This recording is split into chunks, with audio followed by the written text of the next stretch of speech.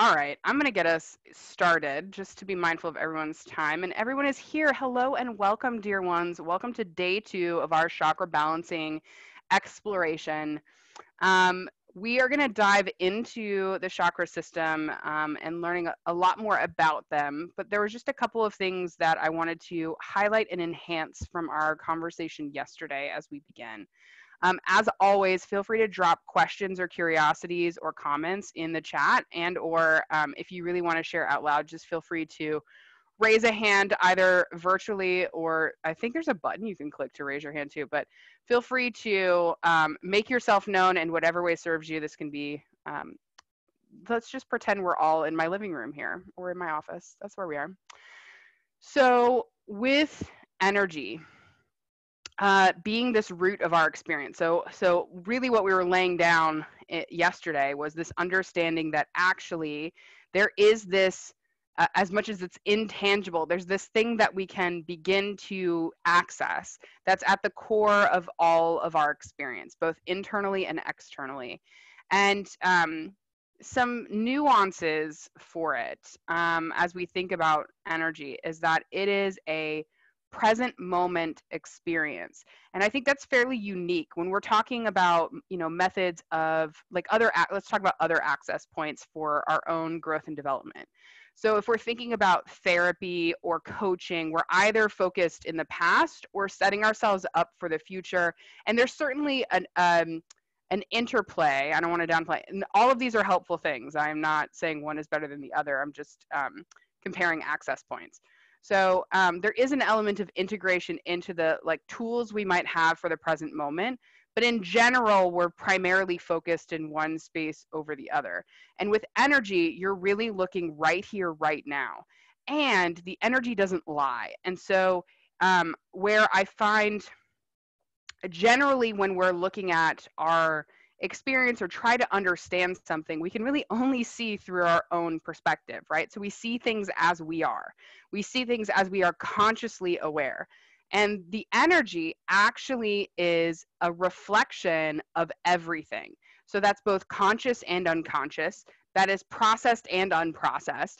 And it really begins to show us, if we begin to lighten ourselves from that tendency to really look at everything as this kind of unmitigated truth of this very factually based thing about what's happening in our lives or within us, we can actually begin to see evidence of all this incredible threads of insight in front of us.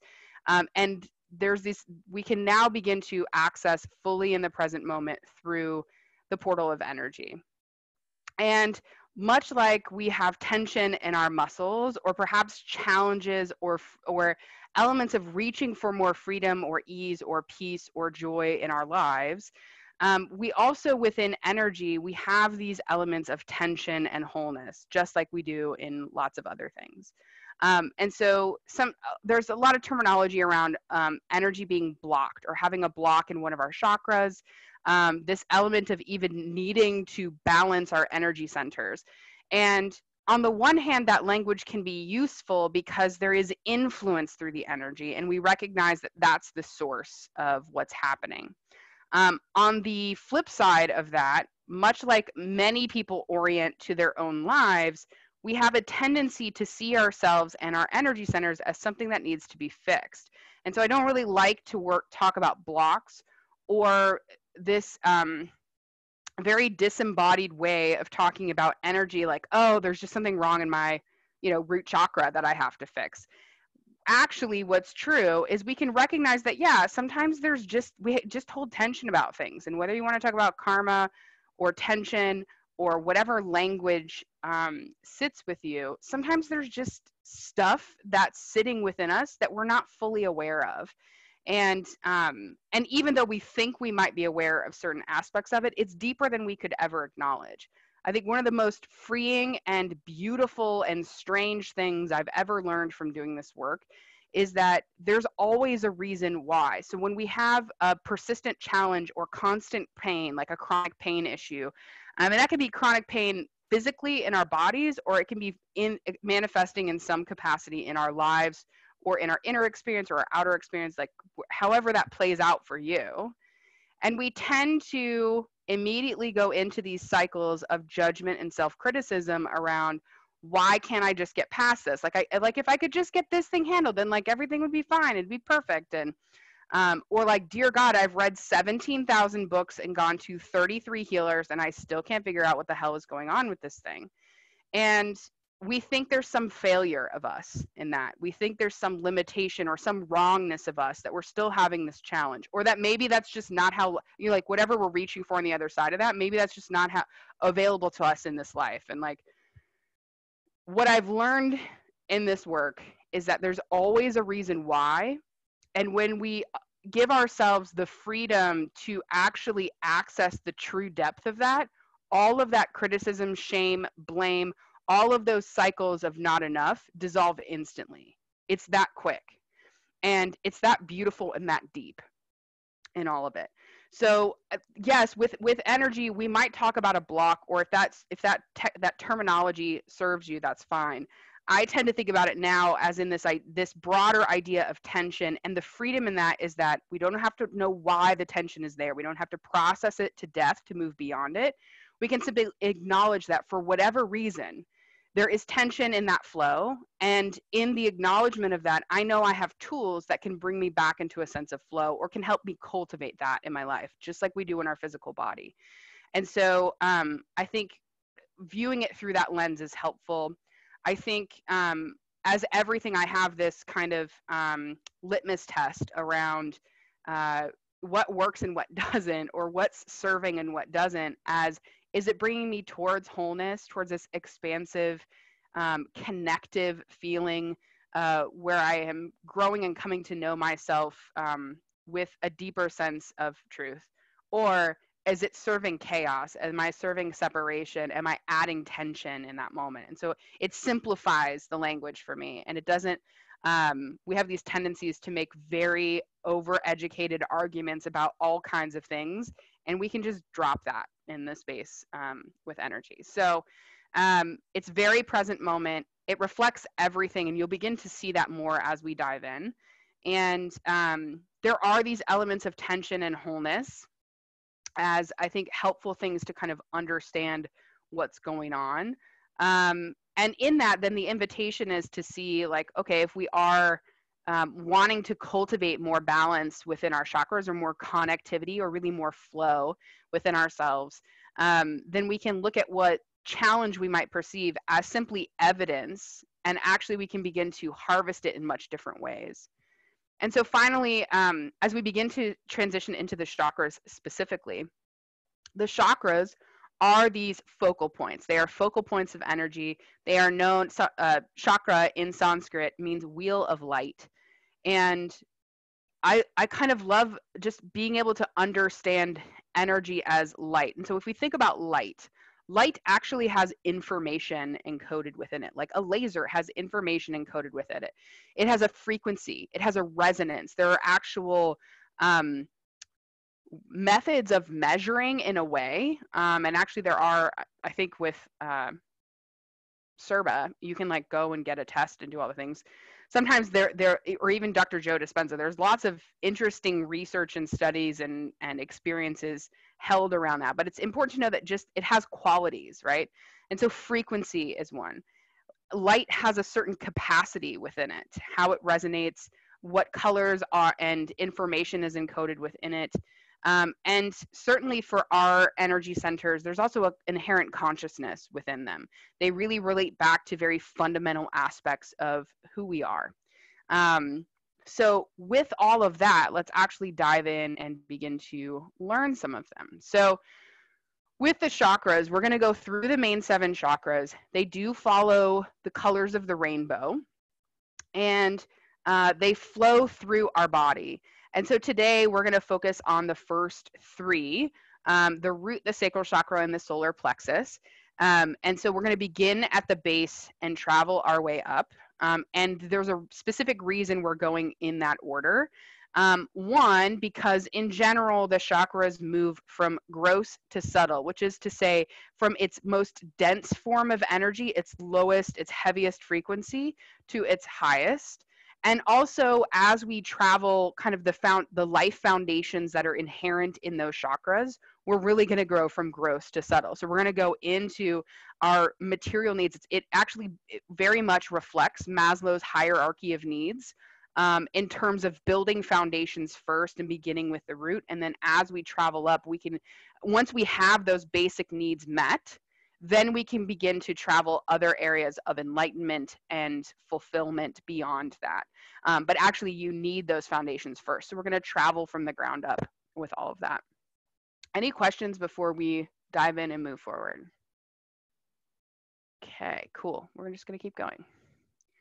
So we begin with the root chakra. The root chakra is at the base of the tailbone. So these are wheels of light, which means they take up a certain element of space within us. And as I mentioned, they are very related to our physical body, but not inherently as black and white as the container of our skin. And for those of you who are like super into all things potentially, I don't know if I would use the word woo, although some might, but just into more esoteric circles, and are interested in auras or the elements of color, like we literally reflect in different ways.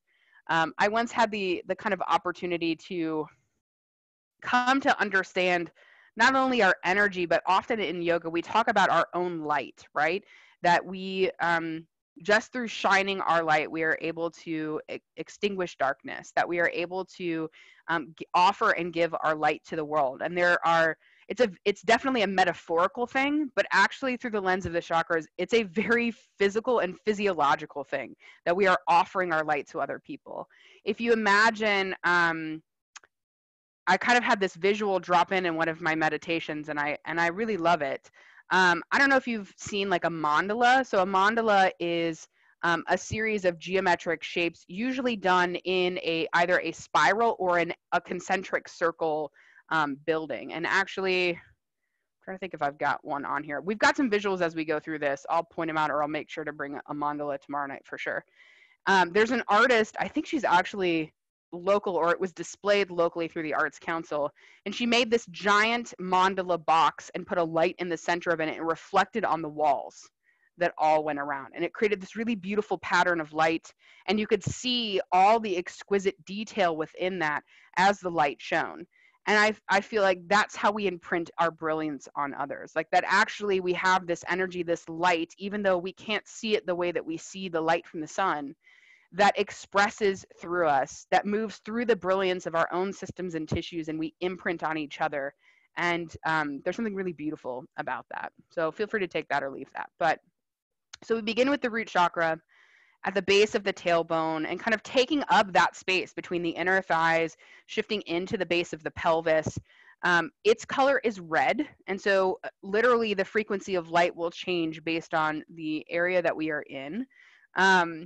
And generally, if you're going to think about, so if color is an access point, so sometimes visualization can help as we moved into the kind of tool aspect of things, or how we actually integrate and interact with our chakras. And so visualization, we will talk about other things like crystals and things that specific colors correspond to the specific chakra. And so you can use color as part of that. So red, or getting deep into the red tones, even into black, is sometimes used for the root chakra as well. It's a very grounding color. So the organs and systems, so each of the chakras is related to body, mind, and soul. And actually, it's a bit of a revolving door. It's an access portal to all of those elements, and it expresses through all of those elements. So the organs and systems, each of the chakras will be connected to parts of the physiological body, and then to qualities, foundations of our being. So we're going to go through all of those as we go through each of the chakras. And then I'll talk about things to just illustrate how they're all connected. So with our organs and systems, it's related to the musculature and structures of the hips and lower limbs, the pelvis, the spine, and blood. The qualities, we're really getting at our base of safety and survival. So we talk about security, of trust. Some of this has to do also with our material needs and how we connect deeply into this material world. Like I said, it's our densest form of energy. It's been condensed the most. And so the things like our basic needs, food, shelter, water, money, things we need to be integrated into this reality that we are in, really connect to the root chakra. And then all of them will also have an element of being with them. And so for the root chakra, it's I have or I am, this core space of identity. Any questions? Cool.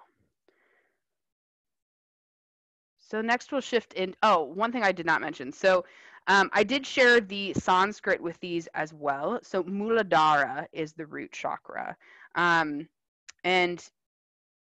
yeah, I'll circle back to kind of our bandhas and the Sanskrit and all of those things as we get into integration, but just did want to share that.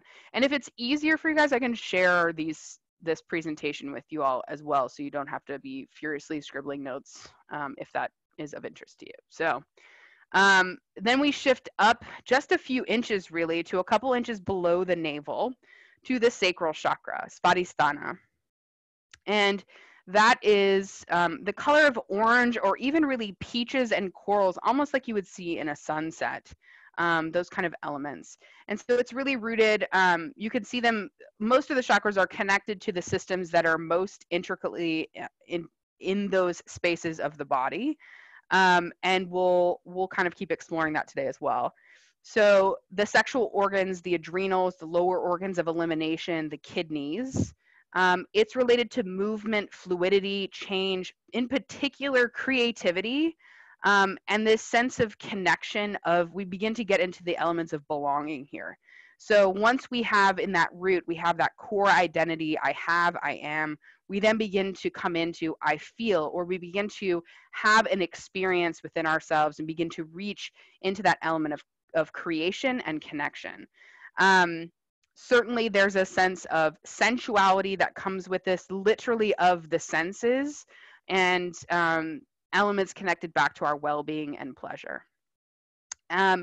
The body does this really strange and wonderful thing of being both physical and metaphysical. And so often for people, as we're relating back to our sexual organs and to the organs that live in this space, they are literally the organs that create life. And so it's also connected to metaphysically how we would create in our worlds. And so whether that's a project that we want, or a relationship, or a partnership, whether personal or professional, we begin to sow the seeds of that kind of creation in that space. And if we struggle to, if we struggle in some capacity of bringing that into being, we're usually connecting back to that space.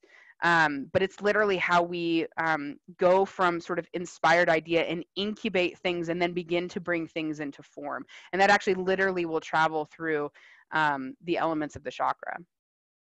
So with that root chakra, that I have, I am, that core identity, we also begin to recognize that we, with safety and trust, we must have that before we can open beyond ourselves into elements of connection and reaching beyond ourselves.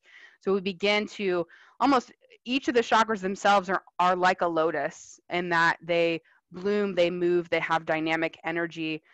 You can think about tension and wholeness through that aspect of imagining that blooming lotus as well. And also, as you travel up through the chakra system, you're going to begin to bloom more and more into your full element as a divine being. And finally, we come into the solar plexus, and the solar plexus is in a couple inches above the navel. So it's in that space between the lower ribs. So once the sternum and the upper ribs begin to part and have space right over the belly and the liver, we've got the solar plexus chakra, the Manipura. Its color is gold or yellow. And it's related to the organs of digestion, that inner fire that we have. So digestion and assimilation were related to the stomach, the liver, the pancreas, the metabolic regulators, our central nervous system. It's also the seat of our intuition. We have that second brain in our gut. And from a qualities perspective, this is where we really establish elements of self-worth, self-confidence, and self-esteem to have a sense of personal power and wholehearted confidence. So this is not a confidence, this is not an overconfidence. This is not coming from, ego or separation. This is truly coming to know our infinite value as we are. And all of those begin to allow us to come to know our wholeness in really beautiful ways. The kind of feeling nature for this is I can and I do. So we're really going from identity to creation to taking action as we move up this space. Altogether, these are known as the lower triangle. And we have the lower triangle, we will eventually come into the upper triangle, and the heart is the bridge between the two. But the lower triangle together really creates that basis of our identity. It satisfies our physical needs of the body and our basic needs of life. And we need all of those before we can become a more expressed person and truly bloom in the other areas of our life. Again, very similar to kind of the Maslow's hierarchy of needs, we need to establish foundations first. I would also say it's the deepest layers of being integrated into this reality. And ironically, I think they're the foundations that people, I think we have an element of, we've come to be ourselves as much as we can, and it's an earnest journey to do all of that. And I almost chronically see people who struggle with those elements of safety, trust, security, belonging, not because they don't believe them that it's possible or that it is available to them, but because there are elements beyond what they are fully consciously aware of because of how we experience and grow through life that create that sense of tension within all of those. And so I think it's a very universal thing for people to really struggle with safety and security because we've never really seen that true fundamental belonging, wholeness, worthiness expressed in the world. There's a lot of pain patterns operating. There's a lot of people who are doing their sincere best and trying to help everyone the best way they can. And people have a very earnest experience through their lives. And almost from the moment we come into this world, we begin to look around and see how life is done here according to what everyone has decided upon, right? And so we begin to tuck away parts of ourselves that are perfectly fine. And I think now we would recognize them as necessary, as knowing that they have value.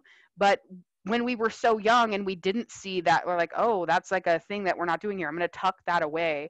Or if we have hard moments of just needing to survive in our experience, and many people do that, even the most healthy and well brought up people have moments of pain and challenge. And so in those moments, sometimes we begin to tuck away parts of ourselves that are held, that are locked in expression. And they hold tension, they hold pain, they hold parts of us and information locked within them. And we can access those and integrate those coming through the lens of the energy as a way to get at those deeper foundations. So like I said, these chakras become a revolving door that access our physical, mental, emotional, and spiritual. And so as we see tension or as we have a need to rebalance in these spaces, we see them play out in lots of ways. We have just a couple of minutes left. If you have specific questions on these, feel free to drop them in the chat. I'm just going to lay down a few other pieces to kind of bring that forward. So oftentimes when people are needing to come into connection with these, I like that expression. When people are needing to come into expression with these various chakras, you will see it expressed in your life. In the physical body, you will see certain things expressed with each of these areas. So for people who are struggling with that sense of safety and security, and most of the time, it's not through any fault of their own. In fact, all of this is like a guilt-free experience when we come to understand it through the lens of compassion, but sometimes we need help in getting there. And so in general, I mean, we grow up in a society that tells us that we're all on our own, and we know that we're not. Like, no one's an island, no one can get anywhere all by themselves, and yet we feel that pressure to have to do, be, and have all the things, to achieve all the stuff, to be perfect before we even begin, which is setting everyone up for failure. So we very much have this like pull ourselves up by the bootstraps mentality, which sets us up for failure from the get-go. And then we feel like we can't even ask for help. So we bring it all on our own shoulders. And we begin to see things like sciatica, like low back pain, like chronic issues with either of the hips. And usually, if it's one side or the other, there's nuance to that meaning, as we were talking about with the left side and the right side of the body. And the body speaks brilliantly. We just haven't been taught how to hear it. So I see knee challenges. The knee is a very vulnerable joint, and if we have trouble with our own vulnerability, it's going to come out through there. But oftentimes, especially with that safety security, if they really, especially, if they're the breadwinner of whatever their life situation is, money in particular, it ties people up in knots often. And this feeling like they have to provide for themselves, for their family, have to be in service, have to do all the things right, you're going to start to create tension in those spaces. And then oftentimes those will also be reflected in whatever life challenges they might have. So maybe that is, maybe they're exhausted because they're working so much just to try and make ends meet, versus actually having an expansive experience of both contribution to the world through their work. Not saying it has to be their deepest passion and purpose, but whatever that exchange is for them, and or their relationship with money. You're going to start to see these things interplay, and there's going to be themes throughout. And from an element of creation and connection, oftentimes those are reflected through our relationships. They might have fertility challenges or digestive issues, colitis, like all kinds of things get wrapped up in our digestive system. And with the solar plexus, the digestion and elimination, that's also how we digest and assimilate life. And it's not just how we take in food and nutrients, although it's completely related to that, but it's also, how we digest everything, not just happy experiences, because usually we don't have a lot of tension around those. Usually we're more in flow with those, but especially heavy things, how we digest anger, rage, perfectly valid emotions. But those experiences tend to be a little bit more challenging. So we can, again, have tools with the energy work that we'll continue to learn once we get through the basics of the chakras to begin to access these. So that's where I'm going to end for tonight. How are you guys feeling? Is there anything sitting with you in this moment?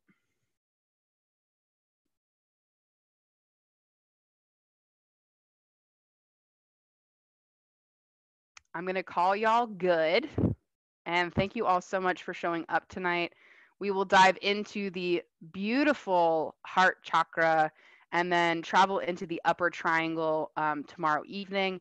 And then we're going to get into the ins and outs of, okay, so what do we do with all of that? Which is great.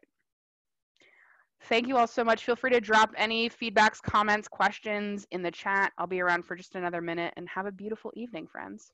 Thank you. You're welcome. Thank you. Absolutely. Thanks. Bye. Bye. Karen.